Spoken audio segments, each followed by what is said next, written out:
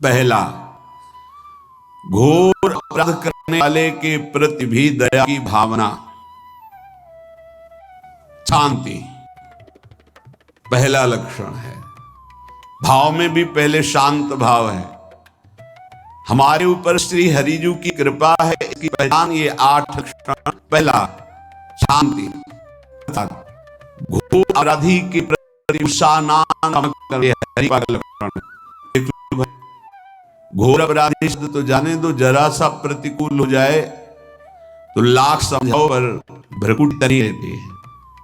ईर्ष्या, द्वेष, मात्सर्य, द्रोह, ये उपासक के हृदय की विषय नहीं, ये तो गंदे विषयी पुरुषों के हृदय के लक्षण हैं।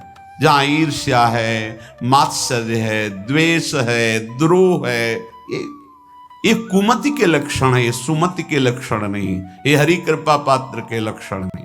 आपसे जो अपराध कर रहा है, द्रोह कर रहा है, आपका क्षमा बल ये हरि प्रसाद से होता है। शांत,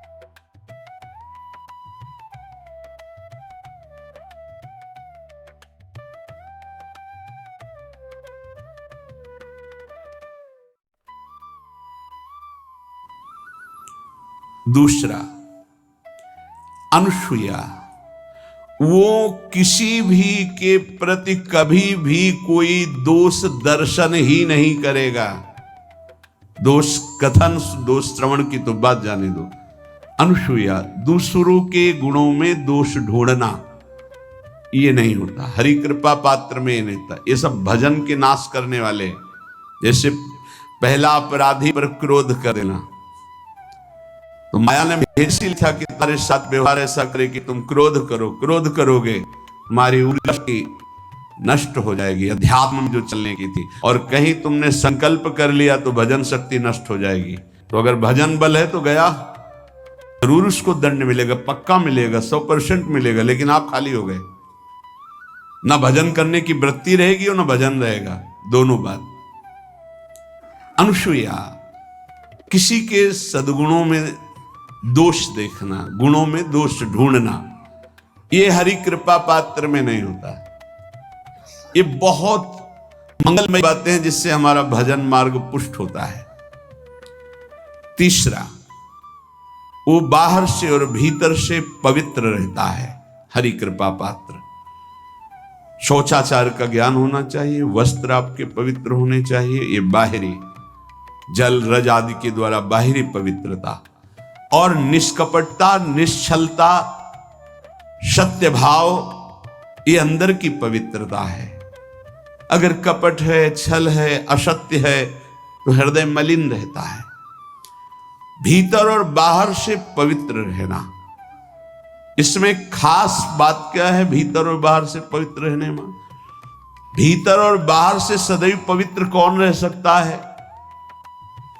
तो बोले जो पुंडरीकाक्ष भगवान श्री हरि का, प्रियाजू का स्मरण करता रहता है, वो शवायाभ्यंतर शुचि, वो बाह्य और अभ्यंतर दोनों से पावन रहता है। चौथा, ऐसे कार्यों का अनुष्ठान न करे जिनमें हमारा भजन छूटता है, जिनमें सत्य छूटता है, जिनमें भगवत भाव छूटता है। जैसे आपके ऊपर कृपा हुई, आप भगवत मार्ग में चल रहे हैं, अब आप ऐसे संसारिक कार्यों का अनुष्ठान कर रहे हैं जिनमें आपकी चित्तवृत्ति बिल्कुल भगवत विमुख हो रही, तो जीवन का लाभ क्या होगा? लाभ तो है भगवत स्मरण सहित। इसी की मानो टीका है,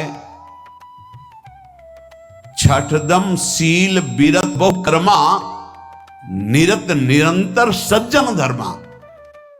शीलवान और ऐसे कर्मों से विरत जिनसे भगवत विस्मरण होता है, जो सज्जन पुरुषों के द्वारा धर्मानुष्ठान होते हुए उन्हीं का अनुष्ठान, ऐसे कर्मों में ना जाए जिससे भगवत विस्मरण होता है। जैसे कल एक ने प्रश्न किया कि मैं खाता तो नहीं हूं लेकिन मांस के दुकान में मांस बेचता हूं होटल आदमी, क्या उचित है? ये उचित कैसे हो सकता है? तुम और भी तो व्यापार कर सकते हो। जरूरी है धर्म का पालन करने की इच्छा करते हो, धर्म आचरण करते हो, ऐसा नहीं। तो विरत बहु कर्मा, उन कर्मों से हमें विरत रहना है जो हमारे धर्म के विरुद्ध है, जो भजन के विरुद्ध है। हरि कृपा पात्र ऐसे कर्मों का अनुष्ठान कर ही नहीं सकता। और शारीरिक श्रम इतना जिससे हमारा भजन का तार ना टूटे। जब भजन का अभ्यास किया जाता है तो हर कार्य को सुचारू रूप से करते हुए एकाग्रता भजन में रखी जाती है। हम वो कार्य जल्दी से कर ही नहीं सकते जिसमें भजन छूट जाए और कार्य पूरा हो। नहीं, हम कार्य करेंगे, हमें छोड़ दीजिए, हम अपने चिंतन से युक्त होते बिल्कुल कार्य करेंगे। जैसे कई साधक हैं, उपासक हैं, बड़े अच्छे उपासक हैं, उनको आप कार्य दीजिए कि आप पानी गर्म कर दीजिए। पात्र बहुत सुंदर साफ होगा, पानी बहुत गर्म, लेकिन आप कह दीजिए कि 5 मिनट में गर्म करके ले, तो उनसे असंभव नहीं होगा। छोड़ दीजिए उनको आप, वो मतलब ऐसा कार्य करेंगे प्रशंसनीय, पर वो समय से। उनका एक सिद्धांत है, बहुत अच्छा लगता है। और अपने को पता है कि इससे जल्दीबाजी नहीं होनी, पात्र मार्जन करना है, छोड़ दीजिए आप उसको, टोकिएगा नहीं। आप जल्दी मांझ के, उससे नहीं होने वाला। वो तनिक भी दोष नहीं रहने देगा पात्रों में, पर समय दीजिए, आराम आराम शुरू कर, हमें अच्छा लगता है। 7वां, किसी भी मान सम्मान पद प्रतिष्ठा के लिए यही कल्प होता है। कोई मात्र अभिमान न उदय हो जाए, प्रभु बचाए से कौन सा बात गया कि आपकी जगह यहाँ हमको ऐसा सुनना पड़े। जिससे एक बार महापुरुष कहते कि जब गुरुजन बड़ी करने लगे सामने शिष्य की, तो उसको गिरफ्तार लेनी चाहिए, पश्चाताप करना चाहे कि कोई गलती होगी। आज हमें गुरुजी ने हमारी बड़ाई से करी, इसका मतलब कोई गलती हो और चाहिए कि गलती हो दीजिएगा, लेकिन ये दंड मत दीजिएगा कि आप हमारी प्रशंसा करें। भगवान इससे और कोई दंड नहीं हो, ऐसा मत जाता है। संध्याति घोर गलत बात का है, नी मानला नी शुद्ध को अपमान अमृत के मान गए और मान विश्वास के मान जिसके लिए लड़ाई रहती का पत्र को इसी तरह डूबती है।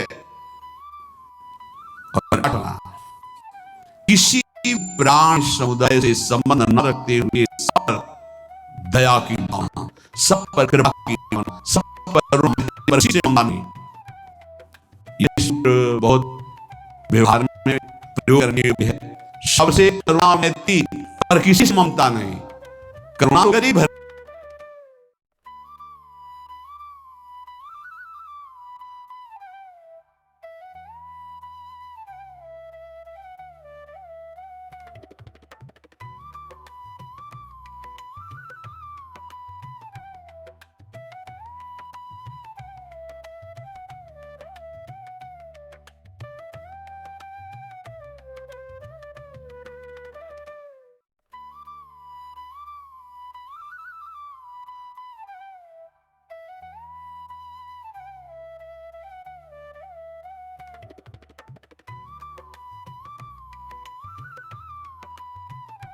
भरत जी ने मैत्री की मृग से, पर ममता रहित नहीं रहे। ममता कर ली तो अगला जन्म हिरण का हो गया। ममता नहीं रखनी, निर्ममो निरहंकारा।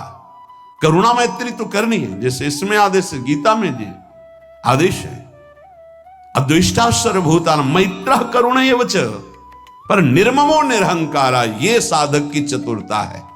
प्राण मात्र पर दया, कृपा, करुणा, मैत्री, पर ममता नहीं। ममता किसी से, और यहां करुणा मैत्री ये तो गायब हो गई, केवल ममता रह गई है। अपने शरीर से ममता, शरीर संबंधियों से ममता, विषय भोगों से ममता, यही जहर है। संबंध में ये ममता ही जहर है, विचारों में अहंकार जहर है, कर्मों में ये आसक्ति जहर है। इसी जहर को मिटा दे तो जीवन मुक्त महापुरुष कर्म करते हुए, विषय सेवन करते हुए, वार्ता करते हुए, विचार करते हुए, बिल्कुल जहर रही तो उसका जीवन हो गया। तो ये 8 बातें हरि कृपा पात्र में होती है, इनको बार बार सुनना, हृदय में धारण करना।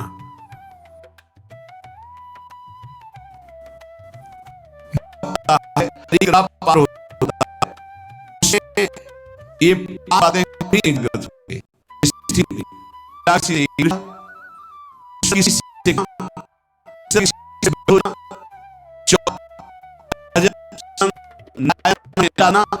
पांचवा आगे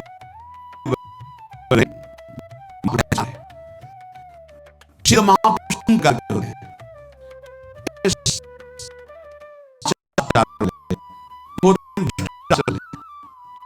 पिशाच वाले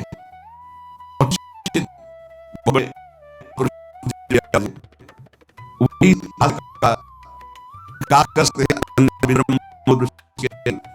तीनों सिद्ध है, प्राप्त है। सात्विक विचार वाले जो आचार्य हैं, एक क्षमता के साथ चलने वाले और